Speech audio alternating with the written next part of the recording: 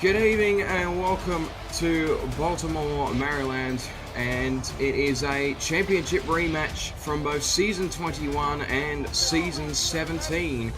Of course, these two teams have a lot of history between them. That ledger squared 1-1, but Florida wins the overall tie. Alongside me this evening for this classic contest is Brandon Walters. Brandon, this is a game we were incredibly excited for when we saw it was on our schedule for this weekend. What are you looking forward to in tonight's contest?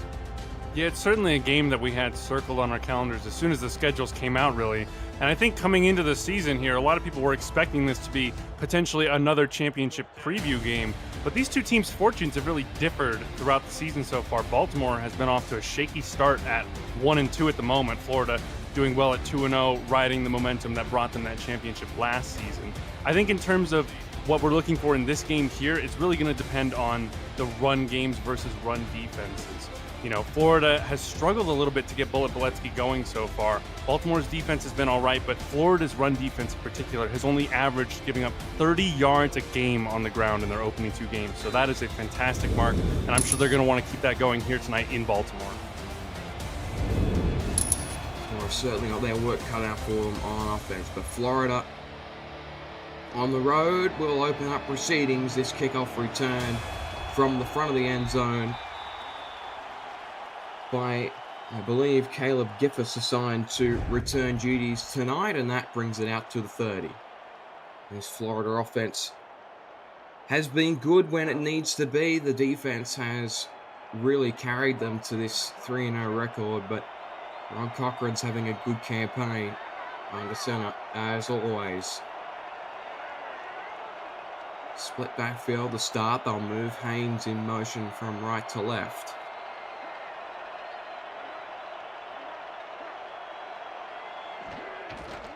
Cochran, handoff left-hand side. That's going to net a few, and that's a opening carry for the Bullet.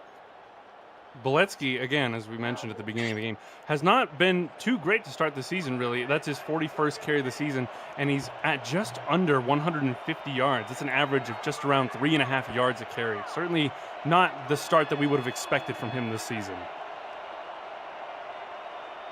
Go into a heavy set here. Joker's offset eye to the left. Cochran will drop back. He's got Boletsky open, but it's downfield and caught by Zarkov up to the 40. What a play by Cochran.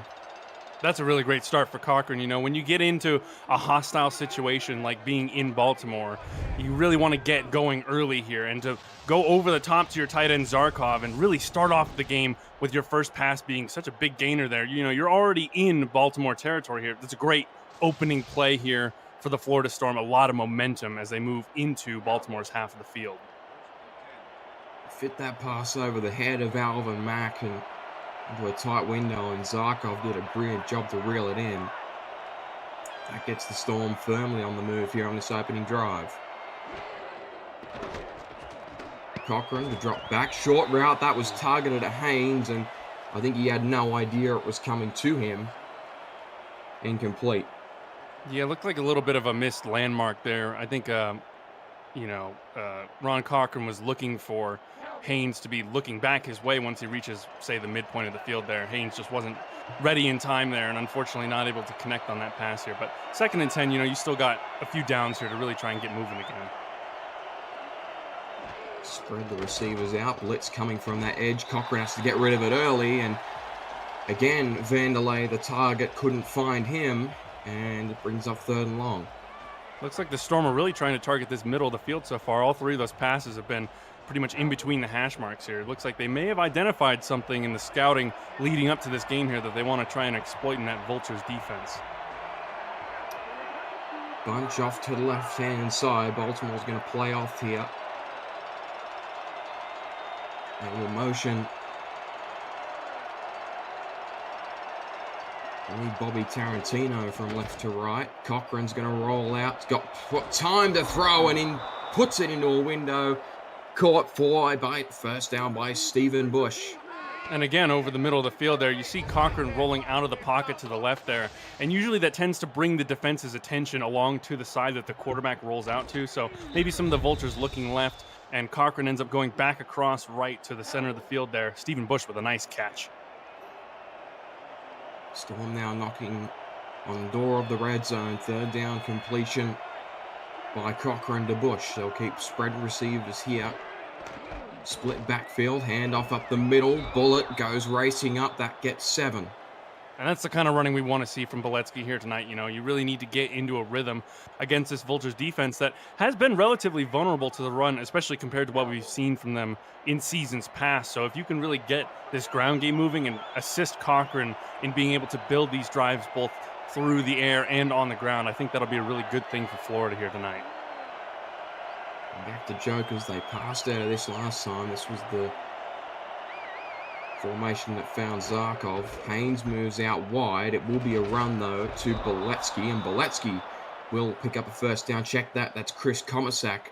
New face at fullback. He's been a bit of a journeyman. Chris Komisak spent some time in Queen City before jumping over to Minnesota. Spent a period of time in retirement. Now he's back in the major leagues in Florida colors.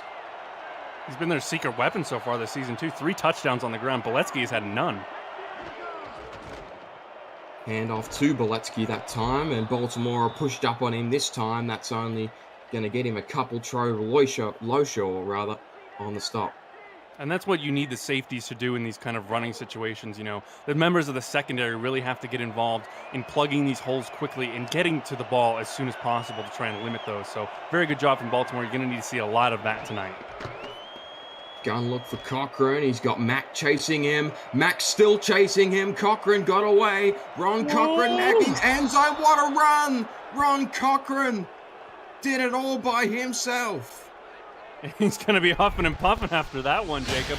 What a run from Ron Cochran. The play almost broke down immediately there. You know, you see number 56, that's Alvin Mack, the linebacker, coming around that edge pretty much as soon as the ball is snapped there. Takes that deep drop out of the shotgun, senses the pressure coming, and then runs and somehow manages to escape all the Vultures there and gets to the pylon just in time. A fantastic opening drive here for the Storm.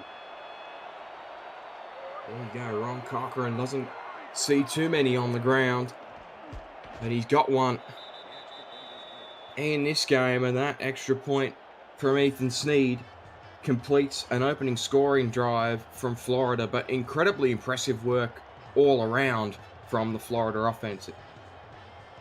Absolutely. Ron Cochran in particular looking really good that drive there. 2 for 4, 45 yards throwing the ball there. Had that really big completion to start off the drive to Zarkov. I think he's looking in a really good rhythm so far, and when he can show off that mobility as he just did on that touchdown run, you know, watch out. We might be seeing a really good performance here from the Hall of Fame quarterback. Kickoff not returned there, and I was trying to look to see if I could find how many touchdowns, if any, Ron Cochran had scored with his legs. Can't find that stat, so you never know. That might have been the first one ever. I suspect the number would be low. Can Baltimore respond here on their opening drive? Spread receivers for Wigmore. Daly Holder in motion. He was on the return duty earlier. Wigmore drops back. Long throw. Downfield. What a pick! Taken away. And Florida get right back to it. It's Ryan Davidson, the veteran outside corner. One-handed grab. Fantastic interception from Ryan Davidson. Look at this replay. He's tracking back really well with the route there. And, whoa, the extension, the soft hands to get that one in there. And Jack Wigmore trying to go deep on his first pass of the game, trying to set the tone that he's going to match Ron Cochran here.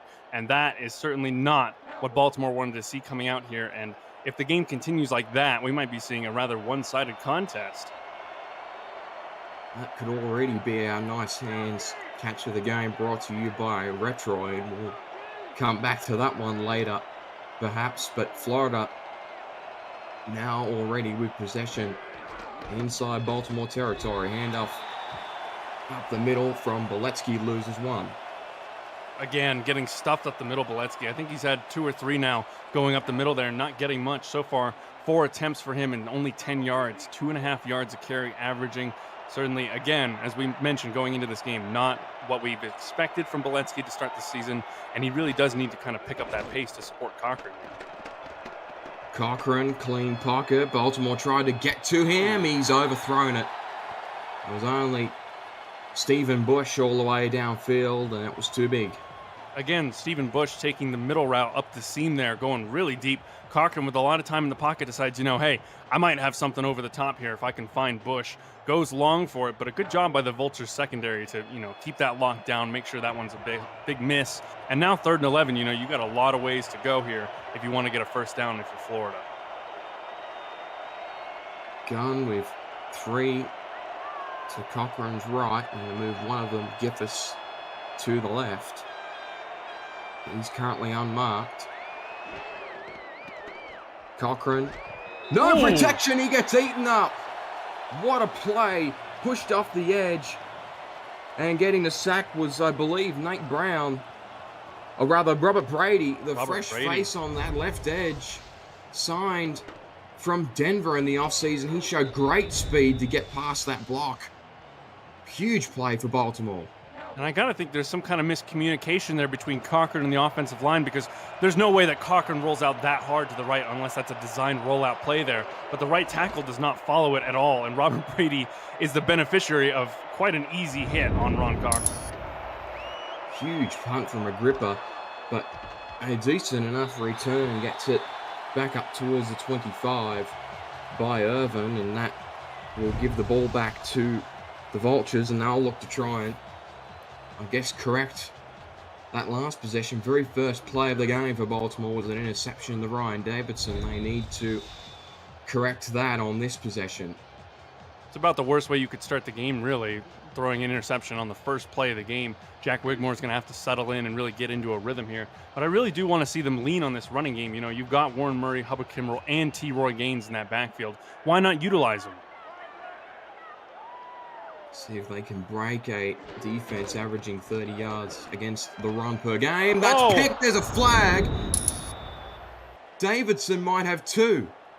It could be holding, possibly. It's against the offense. This is going to be declined. They've thrown another interception. Florida have got the ball back. Unbelievable. What a disastrous start for Baltimore. That's an absolute calamitous start for Baltimore. 2 interceptions on Jack Wigmore's first 2 throws, on their first 2 plays on offense. And Florida is already in a good scoring position here. If you can get maybe 5-10 yards, you'll already be in field goal range. And they've got to have all the momentum right now on their side. Their bench has got to be absolutely alive right now. Cochran downfield's got a first down. It's Bush. Well executed from Ron Cochran there, looking on that left side. Bush with a little bit of an in cut there and brings him in that route there before the Vultures secondary. Yeah, you can see that little in break, and it fools the secondary enough to give him some space that Cochran can fit it into Bush. And again, continuing to move the ball here. Stephen Bush really has been the priority target so far for Ron Cochran. That's his 3rd target, 2nd reception for 32 yards so far. Maybe might look to lean on him a little bit more this game. Absolutely, still plenty of options to throw to. Matt blitzed, but the run went straight up the middle to Beletsky. He gets 3. They've been a little clocked on to Charlie Beletsky, but so far it's been the passing game that has really broken down this Baltimore defense, at least to this point. And that's the threat with the Storm. You manage to stop one facet of their game. If you can slow down the running game, they've still got a fantastic quarterback in Ron Cochran and a great stable of wide receivers and tight ends to throw to. So you really have to shut down both phases. Goal line eye. Beletsky explodes almost as if I cursed them. And it's Chris Komisak. That's the 2nd carry he's had in this game, and both have merited good gains. So they're using him clearly as the lead back in that goal line eye look. A bit more of a powerful runner in behind. We're back to a split look here with 9 to go.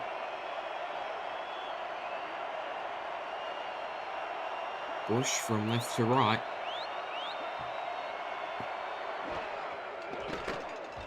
Cochran. Short look. Hang on. And it was bobbled around for a seeming eternity, and Giovanni Bolt couldn't quite pick it off and still prevents a touchdown. Yeah, that one's falling in slow motion for Ron Cochran there. He's probably sitting in that pocket, biting his fingernails, hoping, please don't pick this off. Please don't pick this off. A little bit of a dangerous throw there going over the middle. Baltimore seemed to have keyed in on it that time. There was at least 4 Vultures defenders waiting on that pass over the middle of the field. Right to left goes Art Vanderlei. Cochran. Short throw, Comasack, he's close, but not quite there. They stop him a couple yards out, and Baltimore need another stop here close to the goal line. And as you mentioned, Brandon, this is really Chris Comasack territory, at least when carrying the ball. Charlie Bletsky still yet to get a touchdown on the board this season, but Comasack is in the backfield. It goes, Cochran got nailed! Tried to get the handoff off, and Baltimore read it perfectly. Wow. Baltimore was in the backfield before Cochran even managed to hand that off to Beletsky. That's amazing play from the Vultures. They must have timed that snap absolutely perfectly. I think there was 2 defensive linemen that blew through the offensive line for the Storm and were immediately in that backfield. Fantastic job to blow up the play on the goal line. Ethan Sneed will nail that field goal. Frank Smith will get credited with that tackle for loss. An incredibly important play there, given how good Florida has been on the goal line this season, but they still walk away with 3 points. If you're new to the Simulation Football League, welcome. The SFL is football for everyone. Get off the sidelines and start your play today by joining our Discord server at simulationfl.net. Click the Join the Community button and begin your career, or just meet the stars of the SFL on and off the field. It's never too late to get involved. Holder doesn't return that kickoff. And we may as well introduce the Baltimore offense. They've only had 2 plays, and both of them have been interceptions. Warren Murray, Hubbard Kimbrell, and T-Roy Gaines is that backfield. Ivory Irvin, David Anderson, and Daly Holder, as well as Mac Chima, make up the receivers. Caesar Ackerman and Jackson Roberts are the 2 tight ends.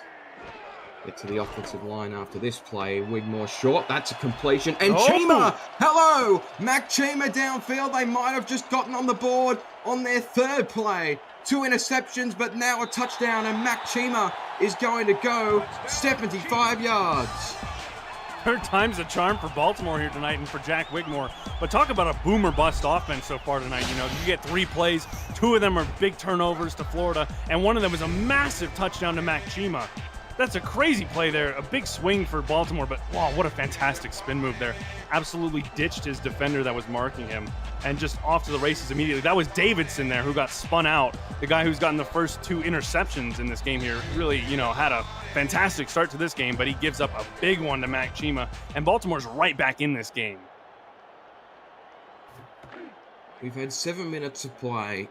Baltimore have had 3 plays on offense. The first 2 were interceptions, and the 3rd was a length of the field touchdown pass to Mac Chima. And just like that, Brandon, we are locked again. We knew this matchup was going to be good, and that this quarter, I think, has encapsulated exactly what we were hoping for. What an invigorating start we have had thus far. Just like that, Baltimore have got the home fans well and truly into this game. Giffis on the return up past the 20 and gets through some contact and had to be held away from breaking that one completely. Ends up to the 33. It was certainly a dangerous kick return there. I think if he breaks that outside and shakes off one more tackle there, Giffis might be gone to the end zone. But Florida coming out here again, your offense has had some really good drives so far this game. I think that now you've got a long field to work with again. You're not getting the advantage of that field position that you got off of those initial turnovers from Baltimore.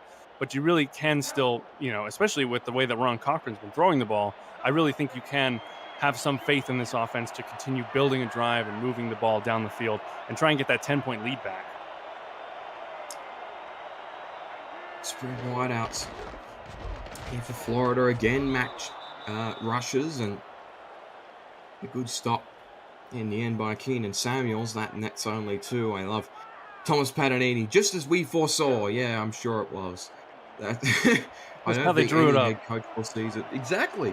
But maybe they lured Florida into a false sense of security. Who knows? But Jake Wigmore has certainly had a exciting start to this game, but Florida continue to push Chris Komisak forward. That's his third carry. He's had a really nice start on the ground. Brings up third and short. Really nice start, might be a bit of an understatement. He's had half the carries of Boletsky so far, 6-3. Komisak's gotten 21 yards on his. Boletsky's only managed 15. Goal line eye look. Boletsky got nailed, kept going. Look at Bullet. And he's tackled out of bounds by Frank Smith at the end of it. But he had the first down, got nailed, kept it going, and probably picked up an extra 10 yards for his efforts. And that's the kind of toughness that we expect from Bullet Boletsky. This is a guy who's built a long reputation in the SFL as one of the premier running backs in the league here. And that's exactly what we expect from him. You get hit there, you get a first down already, and some lesser running backs might decide, hey, I've already done my job on this play. I'm just going to go down and be happy with the fact I got a first down, but not Bullet Boletsky. He pushes through that contact and he gets more yards for his trouble. Baltimore again threatening pressure. Cochran gets it out quickly. Oh, great catch. There was a lot of coverage around Stephen Bush, and he was able to reel that in for a first. Stephen Bush getting targeted again here. But I want to take a quick peek at the trenches. Baltimore has been sending a lot of pressure so far this game. You're seeing a lot of linebackers encroaching on the line of scrimmage here. The Florida Storm offensive line has really done a good job of keeping Ron Cochran's pocket very clean, giving him a lot of time to look downfield, evaluate, keep his eyes down the field. And even when he doesn't like the looks that he's getting, as we saw in that touchdown run, he can still move out of the pocket with his legs. And off up the middle, loses one. No love on that carry for Boletsky. Taken in the backfield by Ralph Leopold, the second season interior tackle. And get back to it here on 2nd and 11, 3 wide in the eye. Cochran, clean pocket off the rollout. Great catch up. Vanderlei picks up about 15 and a first. They've been using that designed rollout play a few times already. We saw the one sack that Robert Brady got on Ron Cochran when there was a bit of a miscommunication. But other than that, it's worked really well here to open up the field for Cochran. It gets him to that left side quickly, which shortens up that distance a little bit to Art Vanderlei there running that outside post headed towards the sideline there. Great catch from Vanderlei. And now, we're already inside the red zone for Florida again. They're certainly threatening to probably add another touchdown here, especially if Cochran can keep throwing the ball the way that he has been. Cochran goes back to the air, 5-step drop, got a first, and into first down territory. Bush has had a busy start to this game. A very busy start. He had 6 receptions for 81 yards the entire, first 2 games that Florida has played. He's also had 2 touchdowns, which actually leads the team so far this season, but really has been asked to do quite a lot of the work for this passing attack for the Florida Storm so far tonight. And he's delivered, 5 targets, 4 receptions for 57 yards. Really has been the key piece so far for Ron Cochran to move this ball through the air and continue to get these nice chunk plays against this Vultures defense. Oh, that's that there. Ron Cochran has completed 4 straight passes on this drive. Handoff up the middle. That can't get anything. Good defense again by Leopold. Chris Komisak denied any forward progress, and that will do us for a quarter here in Baltimore, Maryland. The Florida Storm lead the Vultures 10 points to 7.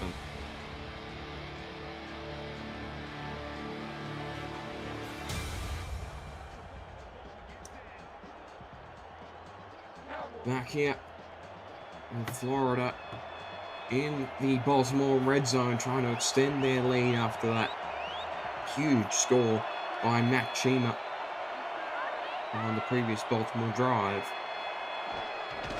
Goal line eye. That's Komisak. Wow. Komisak's got clean room and a touchdown. It's his 4th of the season. What a start to his Florida career. Absolutely. Getting into the end zone again and hitting pay dirt.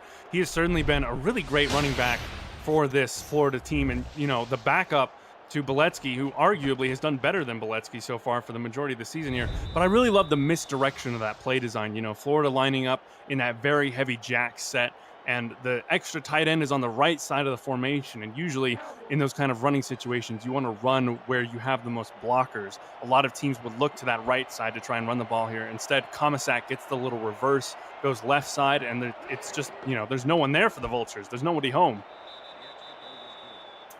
Extra point by Sneed is up and good, and that kicks it back out to 10 points. And see how Baltimore responds. It was a turbulent first quarter, and just I think the shocking part was they only had 3 plays in an entire quarter of football.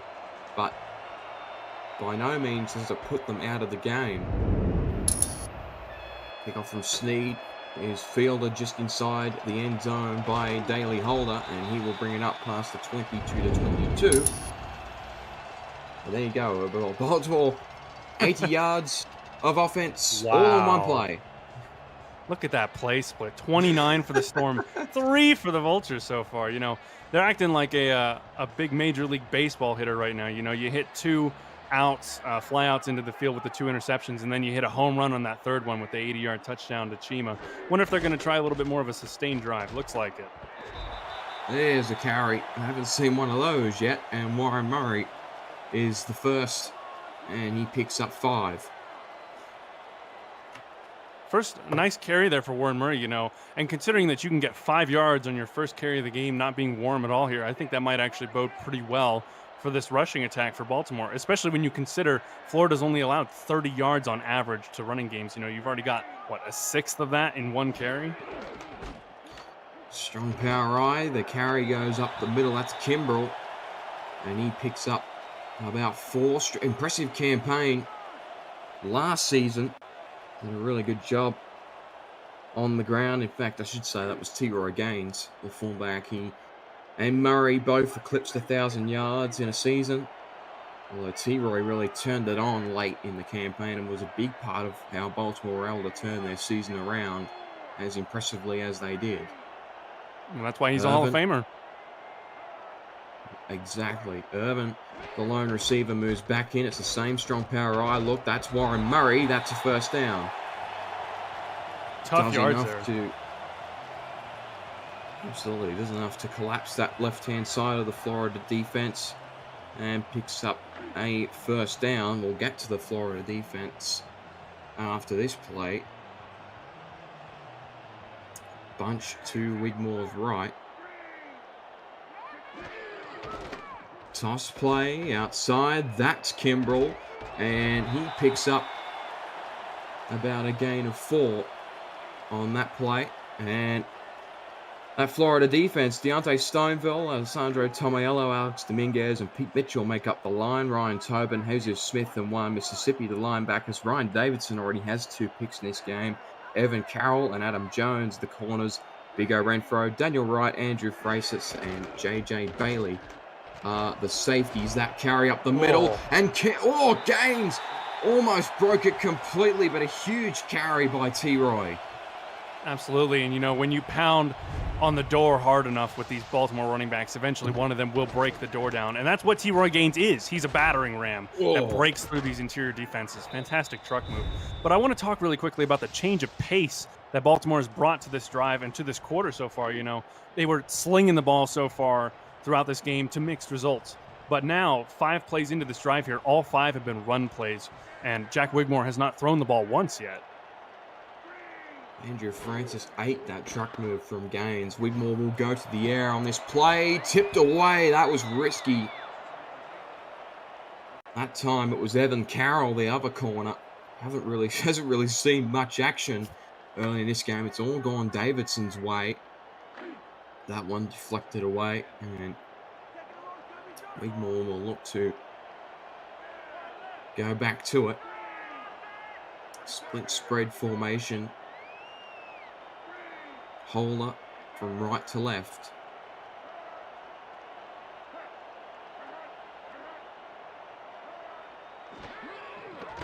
Wigmore.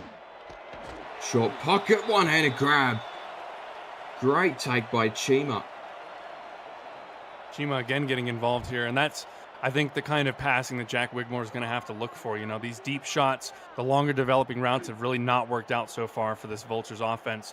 But when you get that kind of, two-step and then break inside route from Chima there, should get him open very, very early on, allows Jack Wigmore to shorten the distance there on that throw. Hand off up the middle. That gets a first down. T-Roy Gaines keeping it moving.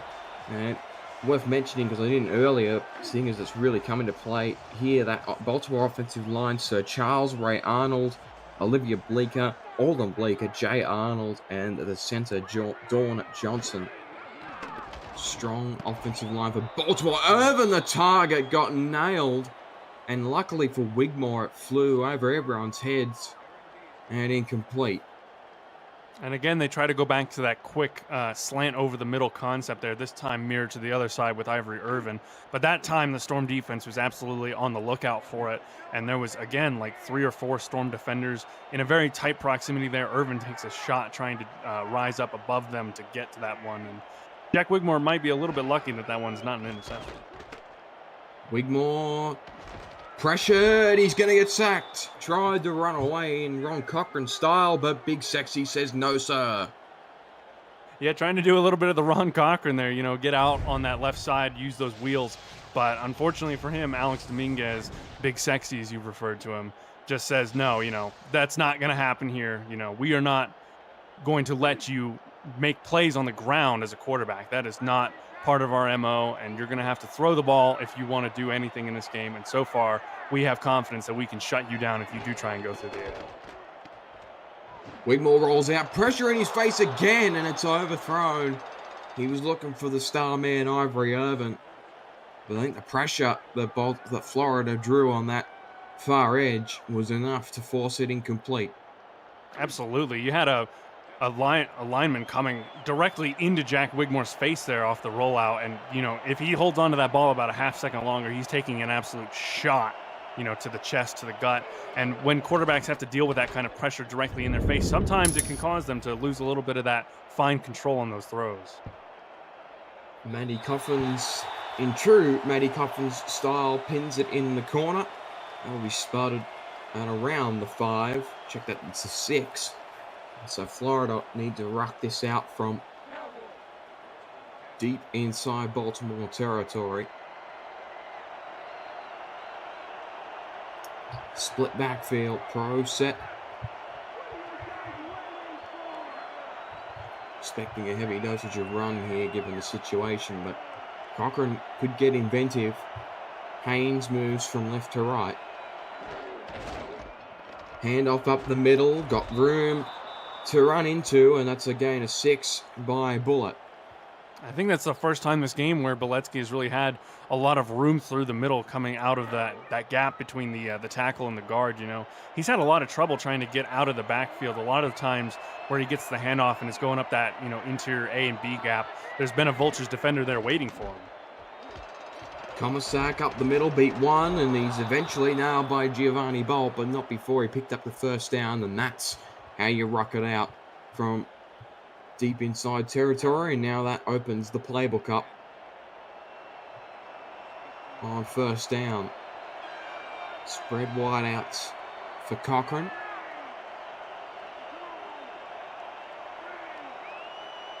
Motion. Receiver Vandelay from right to left. Cochran. Deep drop. Caught. What a play. Vandelay took to the skies and he pulls it down.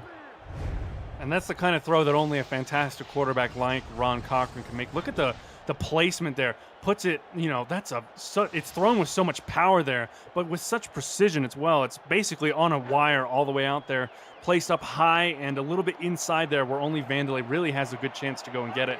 He does go up and get it. Fantastic play from Florida here, and the momentum is really starting to swing on their way with this offensive drive. Again on the ground here, and hard-nosed run from Beletsky picks up 6, and Brandon, they've just settled into this game perfectly now. This is exactly what they wanted to do. The ground game is effective, and when they need to pass, Cochran's finding his weapons. Baltimore just starting to bend a little bit here. Outside handoff, that's Comasack. See you Oh, later! Chris Comasack nailed one of the Baltimore defenders straight into the dirt. And he's eventually tackled out of bounds, but I'll have to check who that stiff arm was on because someone got nailed. that's Troy Loshaw, the safety. Yeah. Wow. Chris Comasack, you cannot do that to another man. That should be illegal, man. You're right, though. This Florida Storm offense has settled in so well into this game. You know, the running plays are getting nice chunk gains, keeping ahead of the chains. And whenever Cochran is going to the air, he's finding targets for good, nice chunk passing gains as well. Delayed handoff up the middle. That picks up 3, although it looks like could have been a bit of a harsh spot there as Boletsky gets a carry, and poor Al Walker had to move up his edge spot to catch up to Comasack. He did pretty well in the circumstances. They'll go back here with Comasack in the backfield. Jokers to Cochran's left, hand up the middle, and this time they're all over Comasack. That's only going to gain a yard. Tackle made by Nate Brown. And I think he might have had a little bit of a lane there if he bends it back towards the center of the field. But that's a good job by the Vultures defense there. You know, one of the key things you have to do, especially on that line, is really just get into gaps and confuse the running back, because there's so little time for these running backs to make decisions on where they're going. If you can confuse them at all, it's very effective. A massive sack there on Cochran. Cochran is sacked. Much needed play from Al Walker. And that's a huge stop for Baltimore. It felt like they got to about the midfield logo, the Storm, and then just immediately the Vultures defense completely stiffened on them, you know, stopped them for 2 pretty short gains in the run game, and then immediately sacked Rock Cochran there on that drop back. And Florida's going to have to punt it back now. And Baltimore, you know, probably going to get this ball back with around 2 minutes, 20 seconds or so, and all 3 timeouts. Could really build a nice drive here to end this half off in the right way. Plenty of time left. Great punt by Agrippa. Can they keep it in? Oh, I think he just ran it into the end zone. Did he? Or was it spotted inside the 1? We'll soon find out. It was. Wow. What a play on special teams by Adam Jones. Fantastic play by Adam Jones. And, you know, a lot of people don't really notice the special teams too often because, you know, it feels like sometimes they just don't have too much of an impact on the game. But right there, that's a fantastic special teams play. And now Baltimore is so close to their own end zone, they have to be extremely careful not to take a safety. Toss play. Murray's got room. Warren Murray! He's off past the 30. Warren Murray tackled out of bounds. But a huge carry, and Brandon, that puts him over 15,000 rushing yards on his long career. Absolutely. Congratulations to Warren Murray. You know, to get that kind of mark, 15,000 rushing yards, you really have to display continued excellence at that running back position and just show that will to get those yards and that will to win. And a fantastic play there, you know, scratch everything I just said about being careful, about not taking a safety. In one play there, they get that pitch out, and Murray's got a wide open lane, all kinds of daylight on that right side of the field there. And immediately Baltimore has moved this ball very quickly to start this drive off. They go back to the bunch. That's overthrown by Wigmore. But what an incredible carry. He was on the 2-yard line, Warren Murray, and almost brought it up to halfway.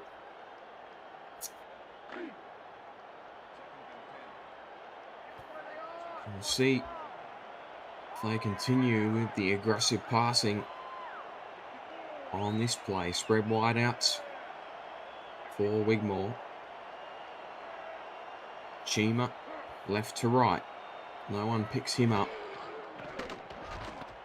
Wigmore rolling out. Short throw is caught by Chima, trying to get free again. Whoa. And after some tussle, he gets 7. And that will bring us to the 2-minute warning. Baltimore continuing to drive downfield at the 2-minute break. If you're liking the game so far, make sure you smash that like button and subscribe to the channel if you haven't already. The SFL produces over 400 events a year. There's no one that gives you that much football. Don't miss a minute of SFL or SFLM action. Help the channel grow through your support. back to the strong power eye here. They have got plenty of time to milk away. Wigmore, pressure, downfield, Oh. it's picked! And taking it back the other way is Ryan Hat-trick. Davidson. He's got a first half hat-trick. Wow. Ryan Davidson, fantastic game so far for him.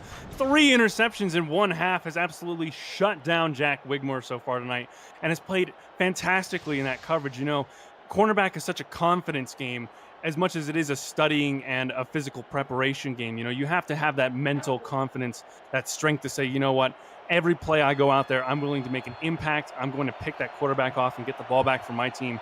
And usually it doesn't really play out that way. But tonight for Ryan Davidson, it absolutely has. He is almost certainly the player of the half to this point. That carry outside by Beletsky only gets a couple. And what a performance. We've talked about this Florida defense a lot, about how impressive it's been this season, but that stat there kind of tells you all you need to know. Mac Chima is the only Baltimore receiver tonight with a catch. He's had 2. One of them was the huge touchdown in the opening quarter. Cochran zips it. That's incomplete. He's looking for Vanderlane. There was a lot of coverage in that area. Falls way incomplete. Again, a lot of traffic over the middle of the field there. Another 3 or 4 Baltimore Vultures waiting on a pass over the middle there. And Cochran trying to fit something into the middle there when it probably isn't really available. But again, going back to that stat, you know, Mac Chima is the only player on the Vultures to have a reception so far tonight. He's got 3 of them, but none of the other receivers, tight ends, even the running backs haven't been able to catch a pass yet. Oh, Frank Smith nearly had a sack, and instead it's going to be completed for a huge first down. Gee, Baltimore had a sack waiting to be taken there, and Cochran just had enough time to zip that one downfield. And that's perhaps the story of the first half. Absolutely frustrating there. You know, you've almost got Cochran with the sack. You're so close, and instead just a bullet down the field gets about 25, 30 yards to Vanderlei, and now in scoring position again. Pressure comes again. That's a first down. Catch. Giovanni Bolt prevents it from being anything more. This Florida offense again has just settled right back into its progressions.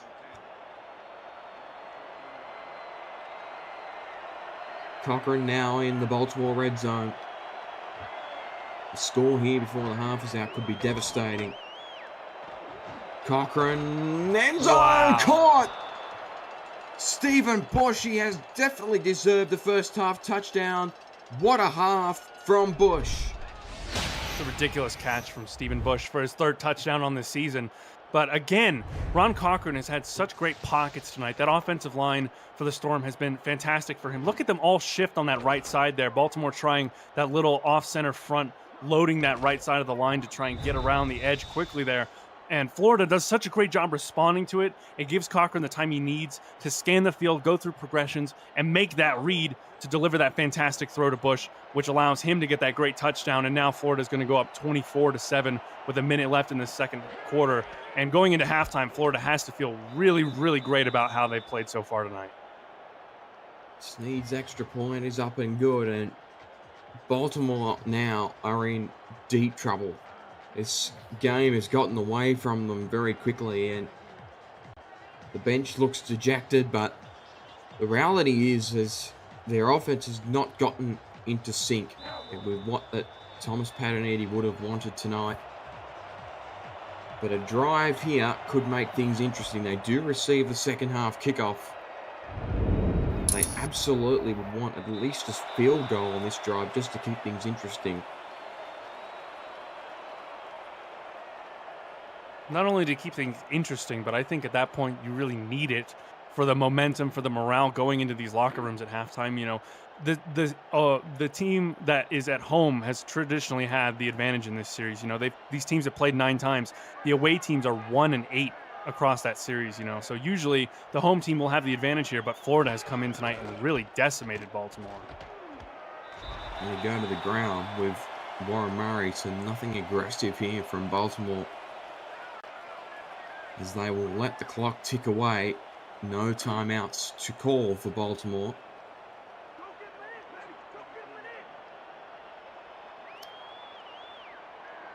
And yeah, they'll keep a running formation here, so no intent to try and drive the ball downfield. They are happy to go to the half with this scoreline to try and regroup. First down grab caught by Irvin. And no urgency from the Baltimore offense to get back to the line of scrimmage. That will be your halftime score. Florida well on top of this championship rematch. See if Baltimore draw up a play here. Holder in motion.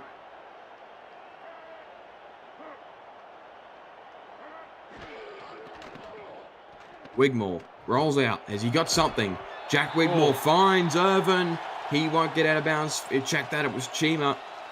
And that'll do us for a half. I wonder, Brandon, what might have happened had they drawn that up on the first play of the drive. Yeah, I really don't agree with the clock management there, especially considering, you know, Chima comes down with that catch at midfield, and they've still got 3 seconds on the clock. You could, at the very least, take a timeout and try a Hail Mary to the end zone there. You know, I understand why they might not want to, you know, try and really push the ball downfield, considering Wigmore has 3 interceptions in the half. But I really think at this point, with the score the way that it is, you need to show a little bit more aggression. Try and get back into this game. It's been a rough half for Jack Wigmore and the Baltimore offense. Florida have done what they have needed to do. Cochran had a good half. Chris Komisak had some effective carries, but Brandon, I think it would be remiss of us not to give Ryan Davidson the player of the half. Oh, absolutely. I mean, he's completely single-handedly shut down this Vultures passing attack. Jack Wigmore has thrown 3 interceptions and a half, which is not something that you normally get to claim about a quarterback like Jack Wigmore.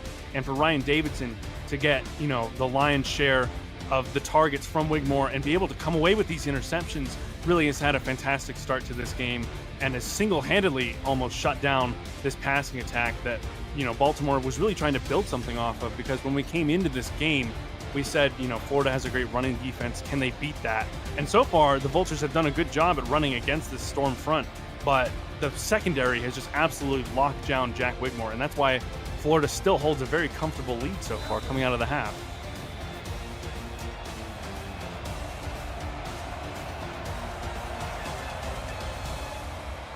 Second half underway. Ethan Sneed sends it back. Holder will opt to return. Past 20 and to the 24, and we'll see how Baltimore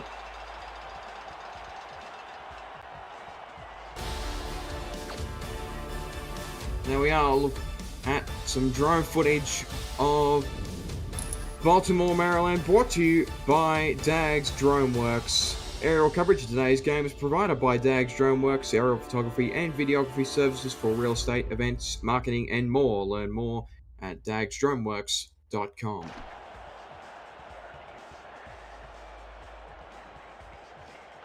Back to the action.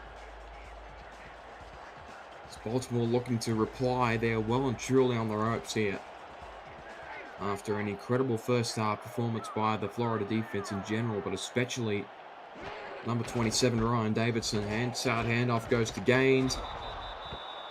Nowhere to go. Gaines is dragged down after a gain of nothing. It's certainly unfortunate, because I think, considering the way that Wigmore played in that first half, I think the best path forward here for this Vultures team is to really lean on that running game, which has done pretty decently so far. You know, they've aggregated about 70, on the team stat window there. Exactly 70 rushing yards so far. Considering that we were coming into this game talking about how great Florida's run defense was, that's a pretty good total so far. That was a complete near miss for Jack Wigmore. He threw that right at Daniel Wright, and if he had kept his footing, that was an interception. So that is a near miss for the Baltimore offense, and now they have to come out and complete here on 3rd and 10. Stats don't look good for Wigmore so far. No, it has not been. It's been an uncharacteristic performance so far for Wigmore. He's sacked! The pressure was there, and it was just required that Adam Jones got off the block, and he does exactly that. And Brandon, he was someone who almost led the league last season in sacks as a corner. That is something we were very used to seeing in Season 21. Absolutely. And when you talk about a cornerback nearly leading the SFL in sacks, you're obviously looking at coming around the edge there, beating typically running backs on those blocks and getting to quarterbacks who aren't usually looking for people coming off that far outside edge there. A fantastic play to see the rollout from Wigmore and immediately play into that, beat the block, and get to him quickly. And again, Baltimore's offense not able to build anything.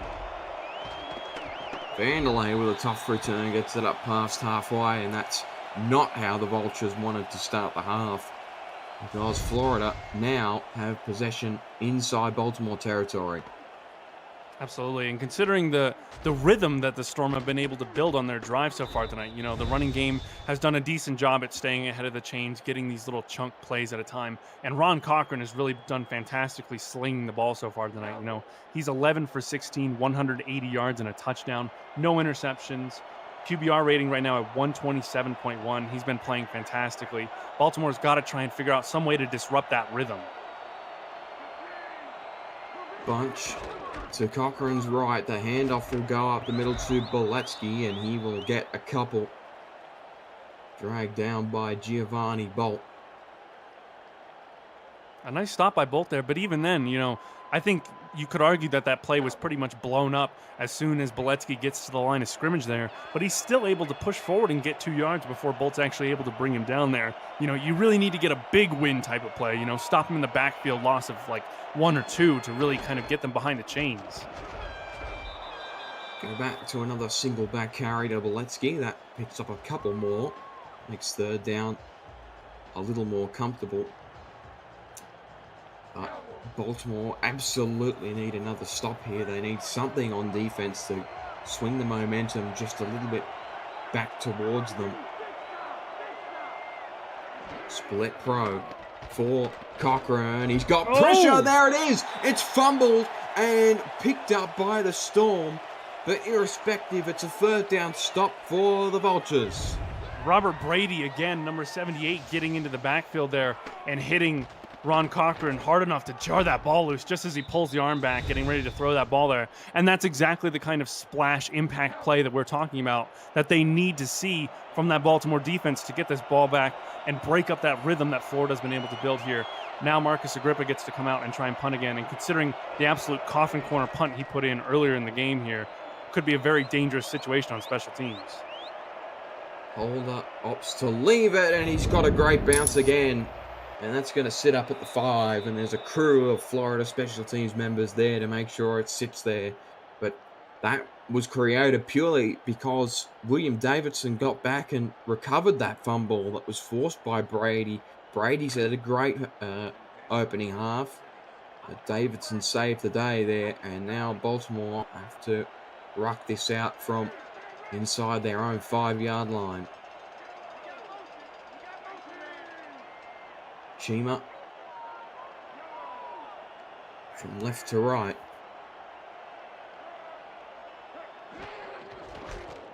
Handoff, Gaines up the middle. T-Roy's going to get 5. Roll forward. That was a tough play from Gaines and gets them a little further away from the goal line. And that's the kind of power that you expect from T-Roy Gaines coming out of that backfield. When he gets that head of steam and really gets that momentum going forward, he's so hard to bring down. And you saw it there, 1 or 2 Storm defenders basically bouncing off of him and then rolling Jesus Smith over for another yard. Handoff for Murray is stuffed. Dumped for a loss of 1 by, I believe, Daniel Wright. The veteran free safety was one of the biggest signings of the offseason for this Florida front office. Formerly of Tulsa and furthermore a Minnesota legend. Incredible locker room character, Daniel Wright. And now Baltimore are under the pump again on third down. Wigmore, pressure all over him. He rolls out. Wigmore with an eternity to throw. It's incomplete. Threw it in the direction of Holder. He couldn't hang on. And Baltimore are going to have to punt. And that kind of play is such a credit to the defense there because, Jack Wigmore's got all the time in the world there to try and find someone downfield there on that pass, and the secondary locks up for so long that even though Wigmore gets 10 seconds or so to really scan that field, he's still not able to find anyone open. I gotta say though, fantastic job on the defense's part to get that stop there, but that stop is really attributable to the punter Marcus Agrippa getting fantastic punt field position. Look out, Vanderlei outside. Got it up to the 40. Matty Coffins hit that 60 yards on the fly. That was a ridiculous punt, but just a better return from Vanderlei. And it's on a short drop back there too, because you know you're so compressed when you're inside that 10-yard line for the punt team. So really both punters, Matty Coffins and Marcus Agrippa, have been playing fantastic games so far tonight. It's a little interesting side match to see going on here in the special teams. Both the punters have really had great games, but Florida now starting off another drive in Baltimore territory. I believe that's either the second or third time that that's happened so far tonight. And when you know you get that kind of an advantageous field position, it makes everything so much easier for your offense. Cochran drops back, deep look. Oh, he almost had the one-handed grab. Giovanni Bolt says that's not happening again. Forces it incomplete.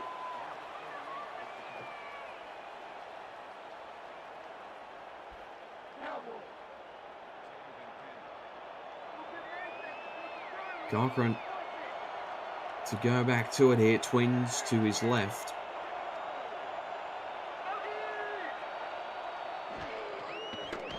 Drops back, got a good block on the edge, fires it into the backfield, and Komisak picks up 8 on the reception, and once again, Baltimore's defense looks to get a hold.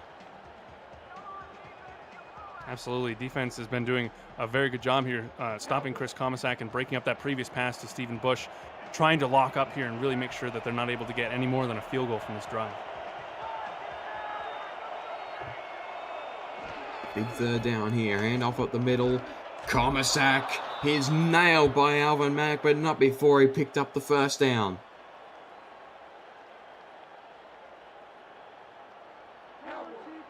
Another tough run from Chris Komisak there, you know, getting those tough yards up the middle and getting another first down for the Storm here as they continue to move the chains and build this drive into a really threatening position. Spread wide out. Cochran, oh, he almost blew up the handoff, and Boletsky was able to rescue it to a degree, only a loss of 1. And we've got a game update. Send it back to Cameron Irvine at SFL HQ. Thank you, Jacob. On the opening drive of the game, Alamo City took to the air successfully. Ace Fennick to Yayo Montana for the touchdown. Made it 7-0. Since then, Komisak gets a little dump off. Since then, Carolina has 47 and 45-yard field goals. Outdoors, it's tough to do. 7-6 Alamo City. They are just starting the third. Back to you in Baltimore. Tight game. In the other block, worth having both up at once if you can. This one's still got a lot of football left in it. Baltimore with another opportunity to get a stop. Cochran, oh, pressure, got it out and then caught for a first down. And it's Caleb Giffis. I cannot believe he got that pass out, Jacob. Again, Ron Cochran taking a lot of heat from an unbalanced front rush, this time coming off that left side there. I was sure he was going down in the backfield for a sack there, but somehow manages to get it out on time and with a good bit of power out to Caleb Giffis, who gets the catch here. Ron Cochran, 14 of 20 for 209 yards so far. Really has played a great all-around game for this Storm team. That is blown up by Keenan Samuels.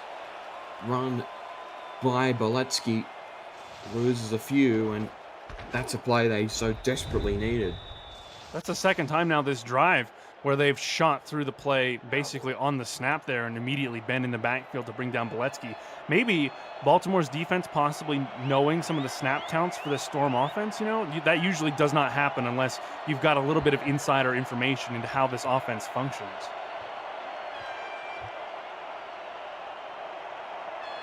Get back to it here. Split receivers either side. Caught. He's a few yards shy, but Vanderlei will get them a lot closer.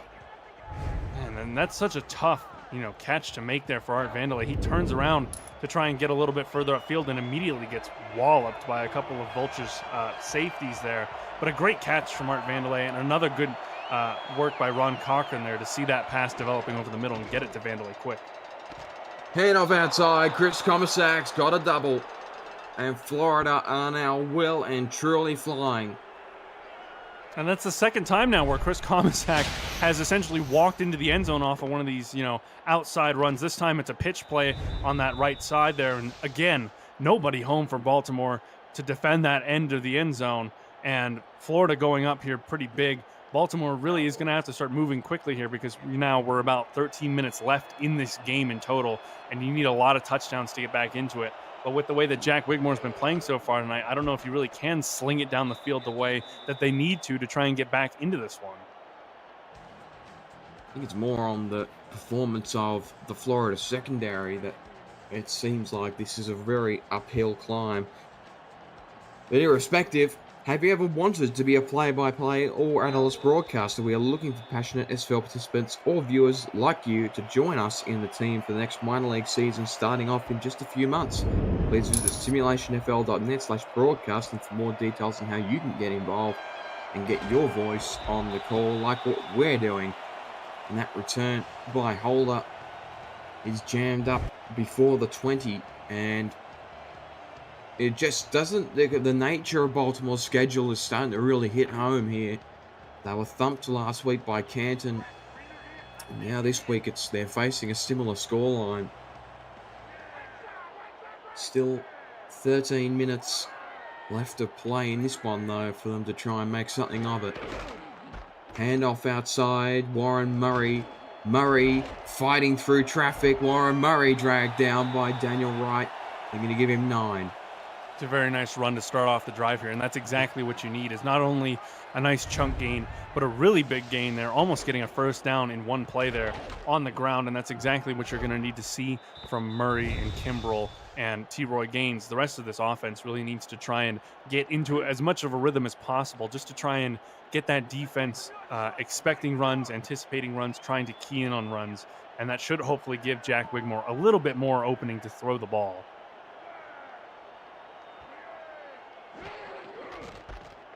Another run here on second down, and Kimbrell's got room moving up the field, and T-Roy Gaines will pick up a first down. And again, T-Roy Gaines, gets the ball in these second and short situations. I believe that's the second or third time now where he's gotten it on a 2nd and 1, 2nd and 2, and managed to get about 10 yards out of the run there just by breaking off contact. You really need to have that high motor and that will to push through contact in order to get those kind of runs going. And of course, T-Roy Gaines has that in abundance. I got my terminology mixed up there. Kimbrell was the one that moved forward to get the lead block, but Gaines had the carry. Wigmore now, he's going to throw. He's got a first down grab. And that's something that was necessary. He's picked out the tight end, Caesar Ackerman, as the second Baltimore receiver to have a catch, Brandon. Certainly a good choice. Ackerman's a good tight end, and it's good to get him involved into this game here. And I like the play design. Get your tight ends involved in those seam routes. We've seen a lot of teams this season take good advantage of those seams, use the tight ends in those more vertical configurations to try and get some big chunk plays here. And I think that's a good throw for Jack Wigmore to try and get into a little bit more of a rhythm. And you're right, now that Ackerman is involved alongside Chima, maybe they can get a little bit more target diversity. Downfield, looking for Irvin. That's incomplete. That last play credited as a 42-yard pass. And Brandon, I can't believe we haven't mentioned this yet. Tonight, Ron Haynes and Justin Marizai with us on stats. It's taken me 3 quarters to recognize the efforts that they've been doing behind the scenes. And I've been provided with some quality analysis from the other side of the booth tonight. As always, expect nothing less from those two, the all-star stats crew. Wigmore drops back, good blocking, it's incomplete. The pass was a little low, out of the hands, and now third down. Dangerous throw there for Wigmore again. Some Storm defenders in the area kind of lurking. Seems like they're running a lot of these zones over the middle of the field here. And Wigmore has really been playing to that strength of throwing into those zones there, not really seeming to be able to keep a very good track of where these defenders are, where they're lurking on the field here. And 3rd and 10, you got to anticipate that Wigmore is going to try and sling it to get that first down.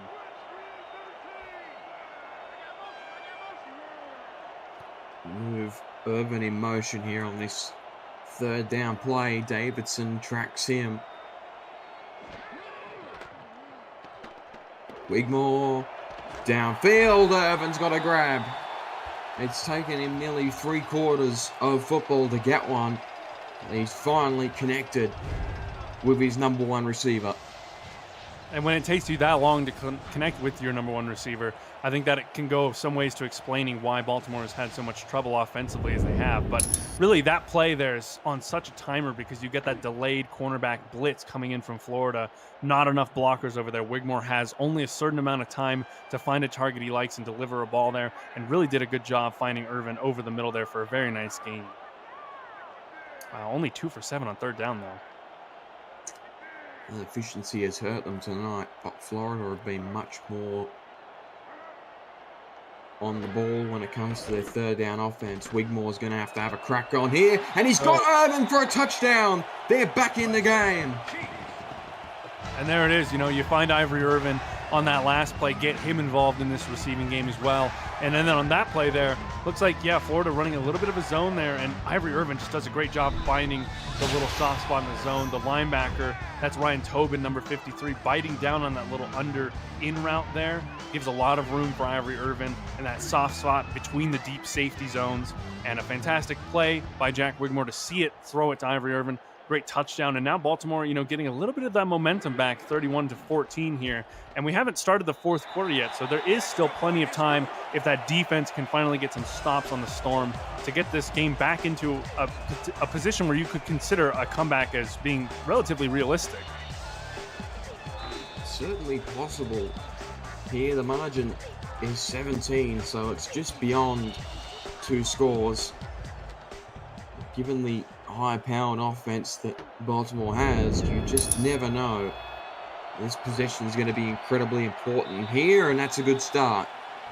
Geffers pinned at the 26, and that's quite shocking, Brandon. The stats in general are pretty tight. It's the turnovers that have killed the Vultures tonight.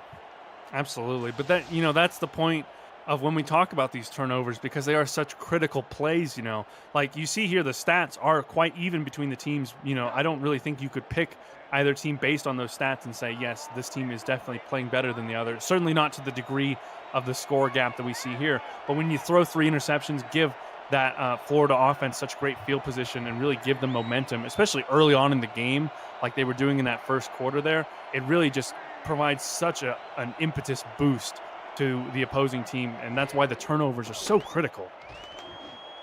Wigmore short throw finds Comissack. Comissack is nailed at the line of scrimmage. Good tackle by Alvin Mack. A great tackle by Alvin Mack. You know, Chris Comissack one-on-one there in open field, and he's pretty fast, so if you miss that tackle there, you can probably assume that he's going to get a first down, maybe even a little bit more there. So you really have to rely on that one-on-one open field tackle there, but a great job by Alvin Mack to get it there. And now 2nd and 10, you know, that's the kind of big defensive play that Baltimore is going to need to get into this game. Handoff, and that's jammed up as well. Baltimore have turned up the intensity on this drive defensively. Boletsky loses 1, and that will complete the 3rd quarter. And there he was again, Alvin Mack making a big play in that run-stopping game. He really has shown up on this drive and saying, hey, you know, we're not going to let anything get past us. 3 quarters done here at Sports Gamers Online Stadium in Baltimore, Maryland. We've got an intense 4th quarter upcoming. Baltimore looking to bring it back. The of the Simulation Football League is intended for the private use of our audience. Any rebroadcast, retransmission, or account of the game without the express written consent of the league office is prohibited. Welcome back to Sports Gamers Online Stadium here in Baltimore. Check out sportsgamersonline.com or check them out on YouTube and see why millions visit their website and YouTube channel.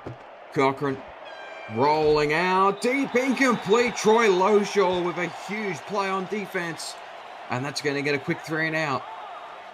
And again, Ron Cochran looking deep over the field there for Stephen Bush, the guy who has been that reliable deep threat target for Cochran so far tonight there, but not able to connect this time. And I have to question a little bit whether or not it's worth going for that kind of play, because I feel like if you're Florida right now, you really want to try and build a consistent drive and try and take some time off the clock. Instead now, Baltimore's going to get the ball back in decent field position and with a lot of time to try and work here.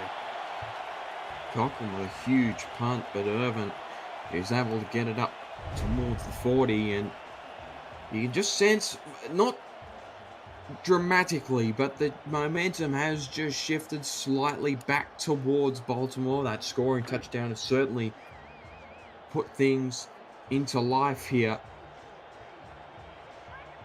in Sports Gamers Online Stadium.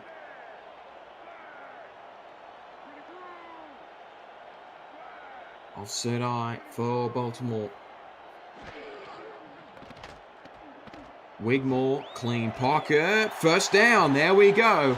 He's crossed halfway and has found Mac Chima again.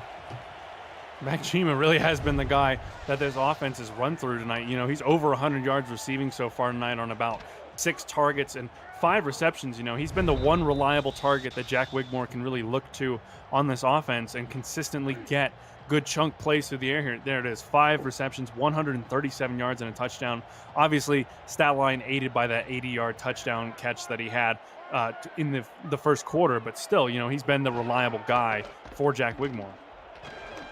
And I've got the middle to Gaines. Gaines fighting through traffic. In fact, it's Murray, and Murray will get close to the first down marker, spotted just inches shy of it, and Baltimore starting to get some real momentum here. I see why you could get him mixed up with T-Roy Gaines there, because that's a very T-Roy Gaines-esque run from Warren Murray. You know, just getting through so many, you know, different situations of traffic there, avoiding lots of storm defenders here, and getting, you know, a very solid 10-yard gain here as they look to probably try and run it again. Handoff is dumped. That was one of the backups on Baltimore's roster checking in that strong power eye look, and Ryan Tobin dumps him behind the line of scrimmage. Yeah, that was Ontario Smith, number 32, the backup halfback for the Vultures there, and absolutely blown up there by Ryan Tobin, the linebacker. You know, just absolutely sits him down. Handoff, Murray spun out, and Tobin will nail him. Oh, they've given him a first down, Brandon. Wow. What a call. Surely you have to see a challenge flag come out here on that one. I didn't think he was anywhere near it, but no, they're not going to challenge it. Wow. Vanderlei has swallowed his challenge flag, I think, as that was a very questionable call, but Warren Murray credited with a first down. Wigmore downfield has got a man. Now they're inside the 10. He's found Chima for a 5th time. Second time this drive now that Mac Chima has worked on that left side seam there, and Wigmore has found him up the field there. It looks like, yeah, just breaking past the corner quickly there in that zone coverage, and then that's Chima one-on-one with a safety, essentially. As long as Jack Wigmore can get it there quickly enough, that should be a relatively easy catch for this Vultures offense here, and, you know, really starting to build some momentum. I'm very surprised that they didn't challenge that previous spot, because that would have been a 4th down if they hadn't gotten that. Wigmore catch! What a play! Ivory Irvin's got 2. Fantastic throw from Jack Wigmore there. Fits it in a gap probably about the size of a post box there to Ivory Irvin. Really a tight window throw there. And that's the kind of throw that you need to make if you want to be an elite quarterback in this league. Jack Wigmore, fantastic ball placement. Just a great job there getting that to Ivory Irvin. And now I agree with you, Jacob. I think the mood in the stadium has really shifted here. You know, fans that might have been considering leaving for the exits now starting to pay attention to this game again here, because Baltimore, it really does feel like they're starting to bring this one back a little bit here. It was 31-7 just 4 minutes ago. Now it's 31-21 with over 7.5 minutes left in this game, and Baltimore, quick scoring drive, albeit marred with some controversy after that first down given to Warren Murray. It's a rough look for Florida, and all of a sudden, if Baltimore get another stop here early on this drive like they did on the previous, things could get very interesting here in the fourth. Giffus outside to the 35, and a great return by the sophomore wideout gets it up to the 38. Again, Giffus with a nice return there. I think that's the second time now where he's broken some contact there. And again, if he's not brought down kind of on the outside edge there, he might be going for a very, very big return there. And that's exactly what Baltimore doesn't need, is to give them, even more advantageous field position considering the turnovers they've given. If you're Florida here, I feel like they got a little bit out of rhythm in that last drive. Cochran went to the air a lot there trying to find some targets. I really think you should try and keep it on the ground here. This Vultures defense is 22nd in the league in yards allowed rushing on the ground, at over 150 a game. Really think you should try and lean on the running game here tonight. Cochran will throw. Picked! Baltimore's got a turnover. It's Giovanni Bolt. What is happening here? That's a very fair question to ask, Jacob. Definitely anyone who's left the stadium right now hearing this on their radios in the cars driving home are probably trying to bang on the gates to get back in here, because it feels like Baltimore is just, somehow managing to get back into this game. Giovanni Bolt, fantastic job lurking on that route there. Was watching Ron Cochran's eyes the entire time there. Really only has to do a little two-step shuffle there to get in the way of that route. Very easy interception for him, honestly. And now Baltimore gets the ball on Florida's half of the field again here, and considering the momentum they've built up on these last few scoring drives, I think you might actually be relatively confident in them to go down and score again here tonight. This is incredible. The one thing we've learned about Baltimore is you can never write them off. Wigmore outside, that's caught by Chima. He picks up 8. Man, if he stayed in bounds there, I think he could have been gone down the sideline for a touchdown there. He just managed to curl it back in there and almost stayed in the field of play, trying to make a little bit of a tightrope act on that left sideline, just barely out. But a very good catch there from Chima again here. I think Florida, the Storm defense, really needs to try and key in on him. Maybe, considering the way Ryan Davidson's been playing tonight, have him just travel with Mac Chima across the field and try and lock him down. Handoff up the middle, Gaines, left side, T-Roy, here we go. T-Roy outside is dumped out of bounds, but a great carry by Gaines. And the momentum has firmly now swung in Baltimore's favor. It is a complete onslaught of Vulture's offense. It certainly feels like it. And coming into this game here, Florida only giving up 30 yards on the ground a game in their opening 2 wins here. A lot of people were saying, can you actually run the ball on this Storm defense? And so far tonight, the answer for the Vultures, at least, is categorically yes. They're over 100 rushing yards. I think all the backs have actually had quite good gains so far tonight. And, that's really been a help to Wigmore to try and get in this rhythm and continue to move this ball. That pass couldn't find Irvin. No harm done, though. Wigmore will try again here on second down. Single back, triple formation.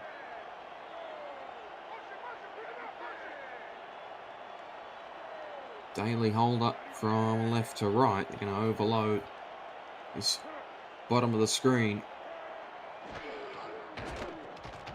Wigmore off his back foot. Irvin nearly had a hat trick.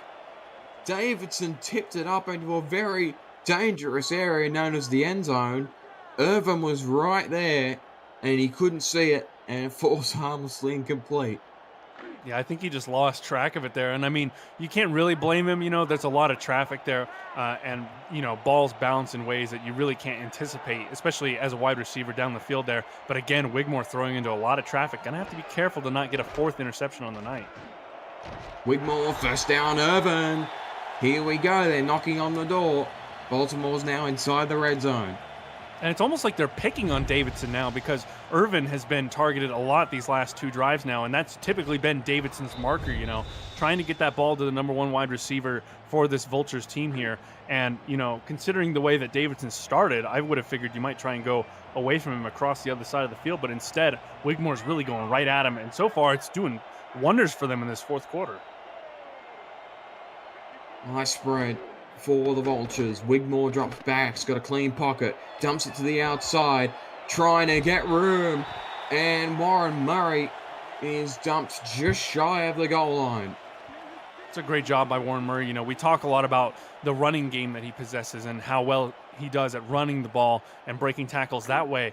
But it's also just as valuable when you're coming out of the backfield to catch passes there. If he doesn't break that initial tackle, you're probably only looking at a 2 to 3 yard gain there, and second and goal becomes a lot further away. Instead, now they really get to load up and use this running attack.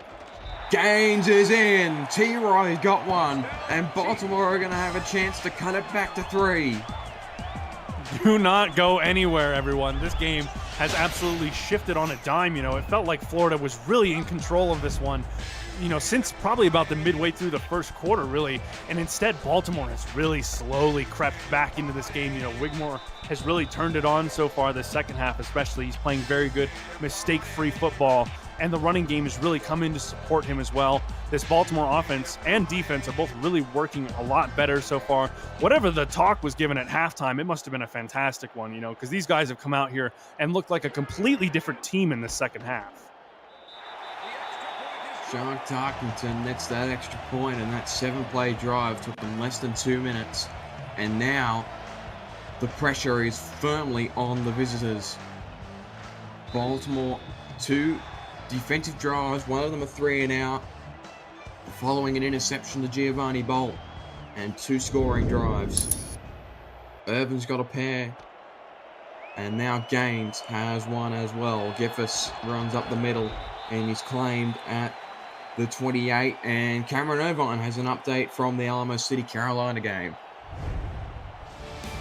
Thank you, Jacob. When you're done here, a good one in Raleigh as well. 4 of the last 5 drives for Carolina have entered artillery territory, but they've only gotten 9 points off of them. 8:54 left in that one. 10-9 artillery in a nail-biter. Back to you in Baltimore. Here we go. Huge finish here at Sport Gamers Online Stadium. Baltimore with all the momentum in their sails. Cochran drops back, got a first down. They needed that. Finds Stephen Bush for a first. And again, going back to the well that has given them so much success all throughout this game here, looking at Stephen Bush over the middle of the field there on that little inside post route there. And again, managing to find a soft spot in the middle of that vulture coverage there. And that's exactly the kind of way that Florida really needed to rebound from that last drive. Cochran throwing a very big interception. And look at the targeting stats there for Cochran. Outside the hashes, only about 20 yards on each side, but down the middle, almost 200 yards passing. Cochran, one-handed grab. What a play from Ron Haynes. About time. We haven't seen much of Ron tonight on field, but that is a crucial one-handed grab. Yeah, I think he's been rather unfortunate, and that's his 4th target this game, only his first catch there. But certainly a big one, when you get down into these critical, fourth quarter situations, every play is going to be so much more valuable there. So if you're going to show up at any point in the game, show up in the 4th quarter. Comisac, oh, he didn't get it. No, I'll give it to him. It looked like Comisac may have been short by a hair, but they're going to give it to him, and I suppose that might be good karma after the first down awarded to Warren Murray on one of the previous Baltimore drives that result in a score. Wow. Look at that. Last 6 carries, only 1 total yard for the Storm. Oh, and Loshaw nearly had that, but it's found its way into the hands of Art Vanderlei for a gain of 9.5. You weren't kidding, Jacob. I was sure that Loshaw was going to have an interception there, but Cochran just manages to put it right behind him, essentially, and find Vanderlei there for another big chunk play here. And Florida really, has settled into this drive so far. Baltimore is going to have to stiffen up here pretty soon because they're already at the 35, getting on that edge of field goal range. Heavy eye. Can Comisac execute here? Up the middle.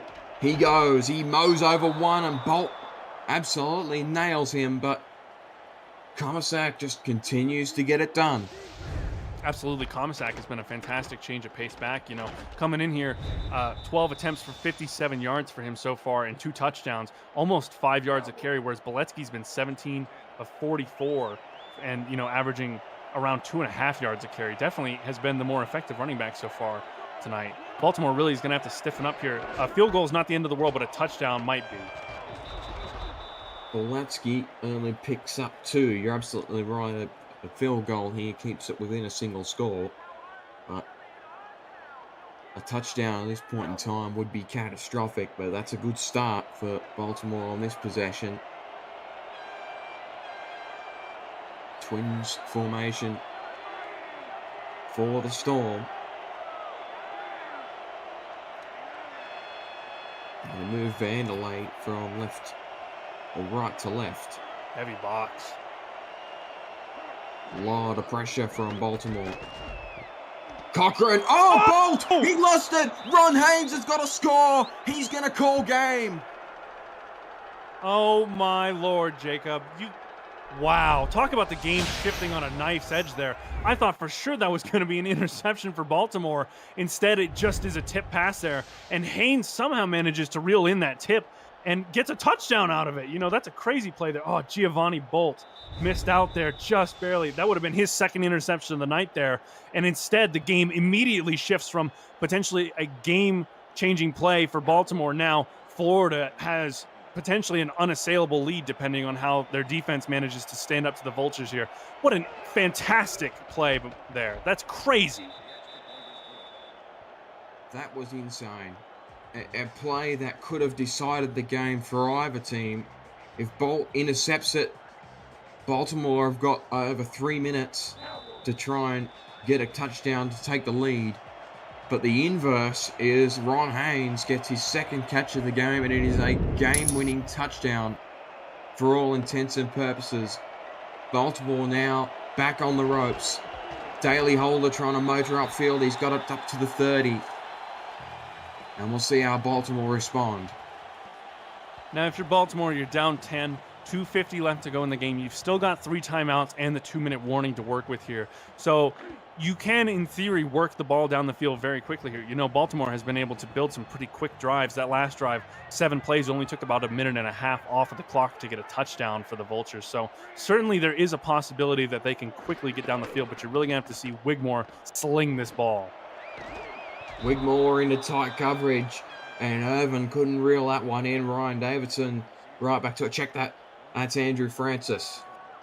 That's a great pass break up there over the middle again. Jack Wigmore trying to hit the middle of the field where he's found a lot of success over these last few drives, you know, hitting the seam plays and those crossing routes over the middle there. And I think if you're Florida, you really do need to try and key in on those routes because it seems like that's where Wigmore is the most comfortable. And if you can force him out of his comfort zone, you know, the 3 interceptions tonight have shown that he certainly is vulnerable to turnovers if you can get him out of the way that he wants to throw the ball. Turnover would put this one well and truly to bed. Wigmore drops back. He was looking for Chima, couldn't find him. The defense again was firm. Check that. That was Holder on the outside. And now 3rd down, obviously now in 4 down territory, but so far this Florida secondary has stood up. Wigmore with a bunch to his left.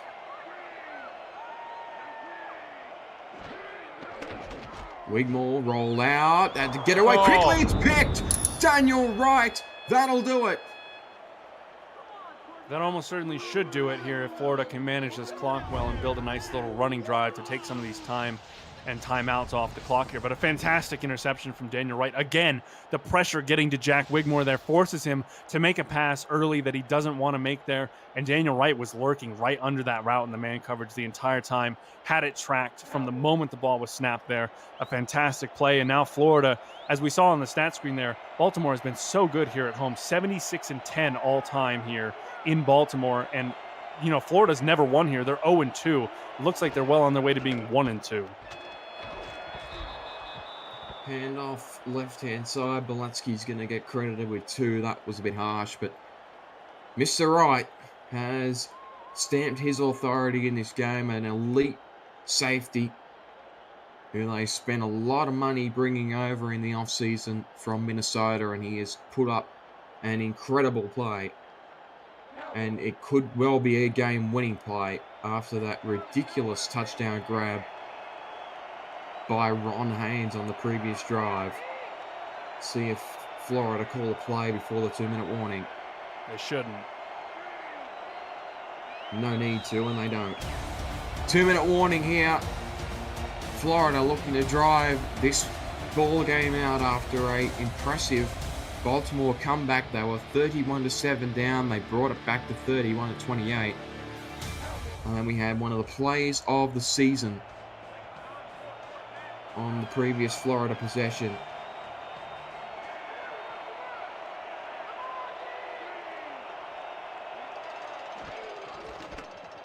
Handoff.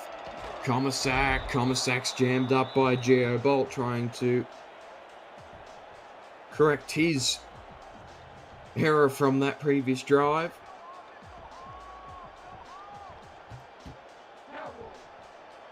And a huge third down here.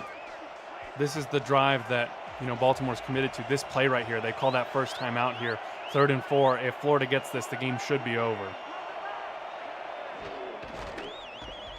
Handoff up the middle, off to the right, mind you, and he's stopped just shy of the first down marker, so Baltimore will burn a timeout to get the ball back. And while we wait for this punt to go away, if you enjoyed tonight, you'll enjoy tomorrow night. Cameron Irvine and Mike O'Neill are back with This Week in the SFL before the Louisiana Revolution battle the Mexico City Aztecs to put a bow on week 3 of the SFL's 22nd season. Kickoff is at 8:15 p.m. Eastern, with This Week in the SFL starting an hour prior at 7:15 p.m. Eastern, right here on SFL YouTube. And that punt from Agrippa is another absolute boom, and Baltimore now have to go 88 yards to keep this one alive. Absolutely. A fantastic third punt there for Agrippa. And now you've got 1:44, 1 timeout, and you're down 10. So you really need to move down the field here and try and either score a touchdown immediately or take a quick field goal and then just hope that you can get an onside kick. Nothing would surprise me at this point. Wigmore finds Chima, and they're going to burn a timeout after that gain of about 12. I don't know how much I agree with them using that third timeout there, Jacob. I think they really should have saved that one, because if you get down the field here, now you're not going to have any clock stoppages. You're going to have to really run hurry up the rest of the way anyways. Whereas if you'd save that timeout, you could have kept running the hurry up, but still had that critical timeout in your pocket in case you really needed it. Wigmore bunch to his side. That's incomplete. Overthrew Ivory Irvin. It's a close one there. We're talking about a matter of inches, really, that Jack Wigmore leads Ivory Irvin by too much and is not able to really get that there. And we talked a lot about Mac Chima being the focal threat so far tonight for Baltimore. He's 8 of 10 for 178. Ivory Irvin has had 16 targets so far tonight and has only managed to get 5 of them for 68 yards. Deep shot caught this time. He's found Irvin, and now they're on the move. Not a bad formation to be stuck in. No huddle. Wigmore zips it. Same play, same target. And Chima's now over 200. Great game for him. Absolutely. Incredible performance. Wigmore again. Outside, that was Irvin. And it was just shy of finding him. That'll allow them to change the formation up. I like that play there. That's essentially almost a pseudo spike there from Jack Wigmore, just kind of getting it out into the dirt pretty quick there, not wasting too much time. Now you can choose a different formation, going with the quads look here. Now you get 4 receivers out wide instead of just the 3 they had in that previous I spread. It's a great call. Move Anderson from right to left. Haven't called his name yet tonight. Wigmore drops back. He's found a first down. Now they're on the move again. Great catch by Irvin, though. Brilliant catch by Irvin. Goes back that way, and it's picked. Davidson's got 4, and he's going to take it back the whole way. He's only got Wigmore to beat. No one in front of him. Ryan Davidson has 4 interceptions. What a performance. Put a stamp on this game. Send it to the win column for Florida, and put a stamp on the player of the game reward for Ryan Davidson, because that is a fantastic way to finish off this game for him. A great pick there, and then just spins out the offensive lineman, and he's immediately gone down the field for a pick 6. Absolutely fantastic way to end this game for Davidson. The cherry on top of his Sunday tonight, and a fantastic all-around performance for Florida. They come in here and, for the most part, absolutely end up dominating Baltimore to take a very convincing win here. Well, they let it slip for just a little moment there in this game at the bridge of the third and fourth quarter where Baltimore started to crawl it back, but this is an incredibly impressive Florida team. And they have now knotted up 45 on the night. Ryan Davidson has had a career night. What a performance. Wow. So that's 5 interceptions he had all of last season when we moved to 4K23 for the league. And now he's had 4 interceptions tonight against Jack Wigmore and the Baltimore Vultures. Talk about one person really deciding on that Florida secondary. Hey, we are winning this game. I'm going to put the team on my back, and we are going to get out of here being 3-0. Unbelievable. Hold up. He's going to try and return this one up to the 25. And I know we had some impressive performances on offense. Mac Chima, as we mentioned, eclipsed 200 yards on that previous possession. Stephen Bush has had a good night. Comissack's had a good night. Both quarterbacks, particularly Cochran, have had some really good moments. But Davidson is by far and away the player of the game. Those 4 interceptions have been decisive. It was really the reason why they got the lead in the first place. Absolutely. And you won't find me complaining about it as someone who loves defense myself. I fully agree. Ryan Davidson deserves player of the game 1,000 times over. Wigmore and Davidson could have had 5. It tipped away out of his hands and he just watched it fall to the ground almost like he was playing a mercy rule there. And well, at that point I'd be taking that one away and telling let's just put another one up on the board for myself, but Baltimore hang on to possession. Wigmore throw caught by Holder.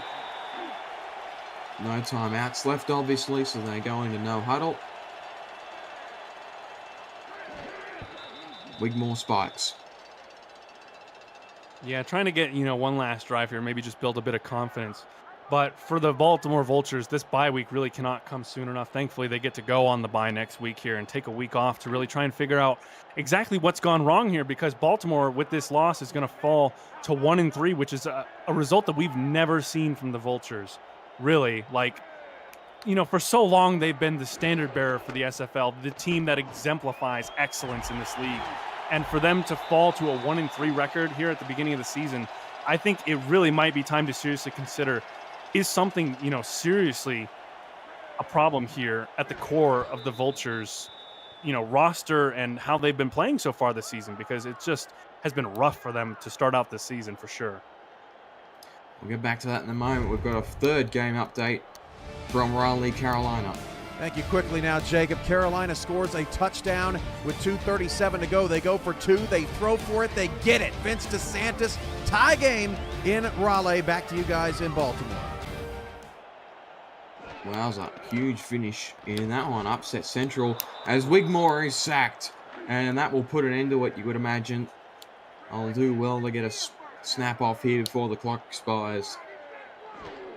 That was Adam Jones again, the cornerback. Another sack for him tonight. 2 sacks on the night for him.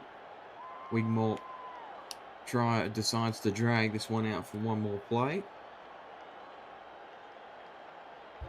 I'll get back to that point you made before the game update upon the conclusion of this game. Yeah. Last play of the game, 40-5 to go. 4 wide for Wigmore. Got a block on the outside, flag down, it's incomplete. And if this is on the offense, the game's over.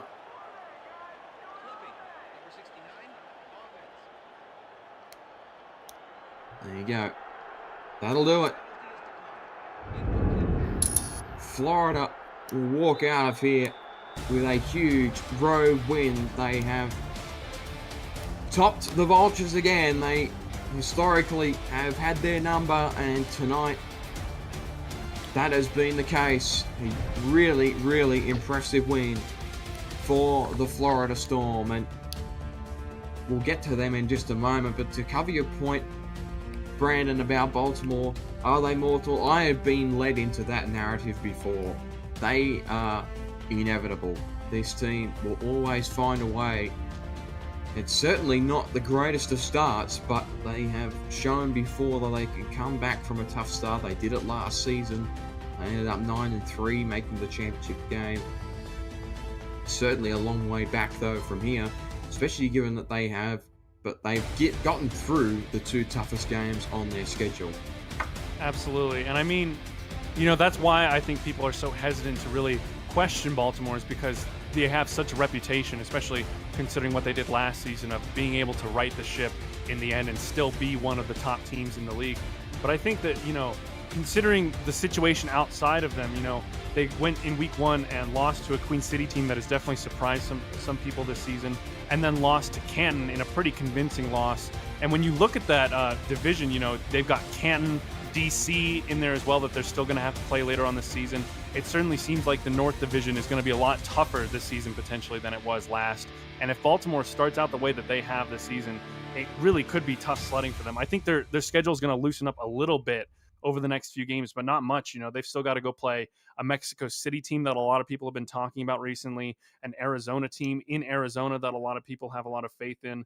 They have to go play Fort Worth, who, while being 1-2, have certainly looked good at some point so far this season. So it's certainly not an easy remaining schedule for the Vultures either. And if they don't figure out the issues that they've been facing so far this season, it really could be a case of we're looking at a Baltimore team that might be hovering, maybe not necessarily around 500, but could be an 8-4 team headed into a postseason.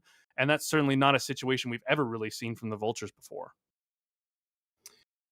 Incredible game here at Baltimore. The visiting Florida Storm get the win, and we might just close this broadcast out as we watch Alamo City attempt a 51-yard attempt. Don't go anywhere. The other game is entertaining.